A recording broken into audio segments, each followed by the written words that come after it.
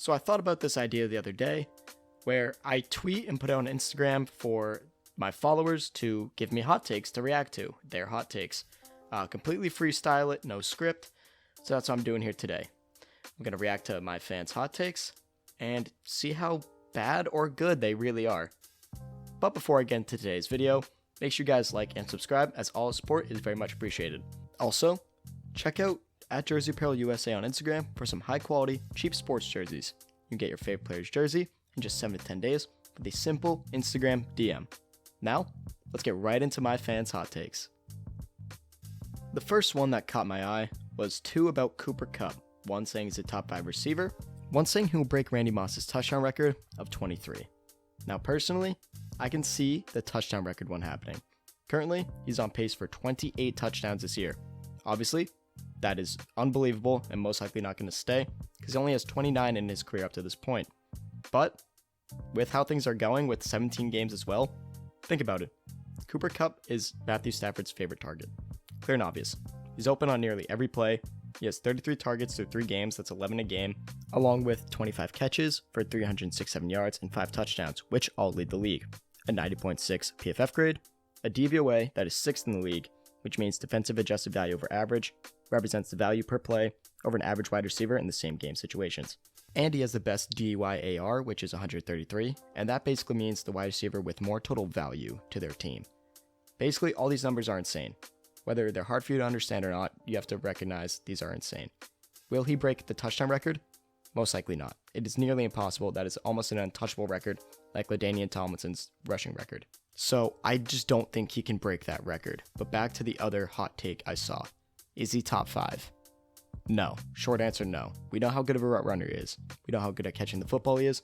But he still isn't top 5 in my opinion because they're more skilled players. Hopkins, Hill, Diggs, Adams, and Julio are all still more talented in my opinion. Maybe there's others. Maybe you could say Keenan Allen.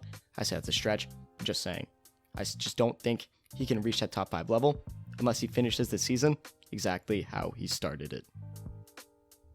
Now, this next one, I don't know if I agree with it, but I love it. Jon Gruden will be the coach of the year. Think about it. Think about how good he has his Raiders team playing. Derek Carr is leading the league in passing yards. Henry Ruggs is having 80 yards a game. Darren Waller, still Darren Waller. Bryan Edwards is having 70 yards a game. Just think about how good everyone's been this year and how Jon Gruden has elevated them along with Derek Carr. The defense also has been alright. They're middle of the pack in just about every stat you can think of. But everyone's doing their job. I mean, Max Crosby has played great so far. Casey Hayward is 2nd in the league in PFF grading for corners. That's crazy. Who would have thought he would have came back? But, I mean, PFF still isn't the most reliable, but still. But overall, Jon Gruden really has shown that he's a good coach. I mean, past couple years, he's sucked. We've all doubted him. He hasn't finished above 500 in this stint with the Raiders. So, I mean, why would we think he would be a good coach? Then this year comes along, the Raiders do their thing, they start off hot. Maybe they slow down, maybe they don't. But that doesn't matter right now. This take is about right now. As of this moment, I have Jon Gruden winning Coach of the Year the way he has his team playing and has elevated every single player on this team. Now, this next take really intrigues me. The Kansas City Chiefs should be 0-3 and won't make it to the AFC Championship game. Wow, I don't even know what to think of that. It's confusing. Yeah, their defense has allowed the most points, 3rd most yards, and their offense has looked great, but not the usual Kansas City self. I mean, Mahomes is still doing good with 940 yards and 9 touchdowns and only 3 picks. I mean, Hill's doing good, Kelsey's doing good. What else can you ask? But if we're really looking at this, it's kind of right. I mean, the Chiefs got pretty lucky with that Week 1 win. They lost in Week 2 and they lost in Week 3 to the Ravens and Chargers. They have to play the Chargers twice a year. They have a hard middle of the season schedule playing the Packers, Titans, Chargers again, and Bills. I mean, that's going to be really tough for the Chiefs to keep a good record to stay a higher seed. Obviously, they're the Chiefs. They're going to be a high seed. They're going to be a top 3 seed. But they may not have that home field advantage in the playoffs come AFC divisional round. Or, as this guy says, not even make it to the championship game. That is the part I disagree with. I do think they'll make it there because I still think they're the best team in the AFC. Will they win? We'll have to see. I think the Bills have a chance this year. I think a lot of teams have a chance this year. The AFC is more competitive than ever right now. But we'll just have to see how the Chiefs fare out the rest of the year. But the 0-3 thing, They did not perform well against the Chargers. Mahomes did not play well. That's just clear and obvious. The Ravens, it was a good game, but Lamar got the best of Mahomes for the first time in his career.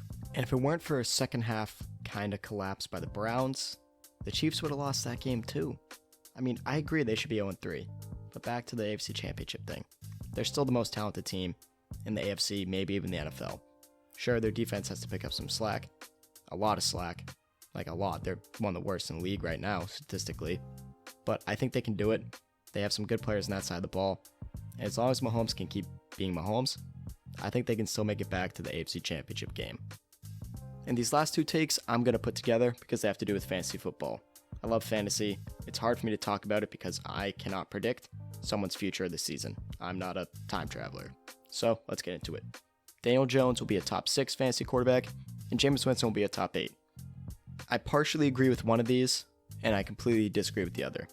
I partially agree that Daniel Jones has the chance to be a top 6 quarterback, as he completely has the upside. He has the rushing ability, kind of the throwing talent. We don't know. It's Daniel Jones, but he's played very well this year so far. And he has the weapons. Saquon Barkley, Sterling Shepard, Kadarius Toney, Darius Slayton, and Kenny Galladay. With that sort of talent around you, it's hard to not be good in fantasy. Real life? Sure. But fantasy? It's a lot different. Especially considering his rushing upside, since he's a very good runner. But there's a couple problems. His O-line still scares me, which yes does impact fantasy, especially for running backs, so sorry Saquon owners. And the coaching is not really my favorite. I'm not a big fan of Joe Judge, but we'll have to see. I think that he has the chance due to all the upsides I mentioned, but I don't see it really playing out that way. And the Jameis Winston one, I'm going to be very quick with it. I disagree completely. I mean, he's my second favorite player in the league. I get it. I have weird favorite players, him and Jarvis Landry. But I just don't think that the way that Sean Payton's been calling the plays, they've been a run-heavy team for the first time in a while. I don't think he can do it because he doesn't really get the volume passing attempts-wise to really do it. That 5-touchdown game was an outlier, and I think he'll be great this season. I don't see top 8, never mind top 12, never mind top 15 fantasy. I just can't see it happening with how conservative that offense has been. Like I said in my last Hot Takes video, I love hot takes. They're fun. Whether they're right or wrong, they're always a good time. I'm going to make this a monthly segment where I post on Instagram, Twitter, and potentially TikTok for users to comment their hot takes down below so I can react to them in a video, usually about every quarter of the season. I did this one a little early because I just had the idea and I had to get it through. So if you guys like this idea, go to my socials. Slide up on my Instagram stories, reply to my tweets, comment on my TikTok posts. Whatever you want, get your opinion out there and I'll react to it. And with all that being said, that is it for me, guys. Thank you for tuning into Fanatic Sports. If you made it this far into the video, come on now. Give it a like and subscribe to the channel. It only takes about like 2 seconds to do. Also, follow me on Instagram at FanaticSports25 and on Twitter and TikTok at Fanatic Sports so you can show me your hot takes and I can react to them. But before I go, how'd you guys like this? Did you like my reactions? Do you agree with the person who gave me the takes? Do you agree with me? Let me know down below.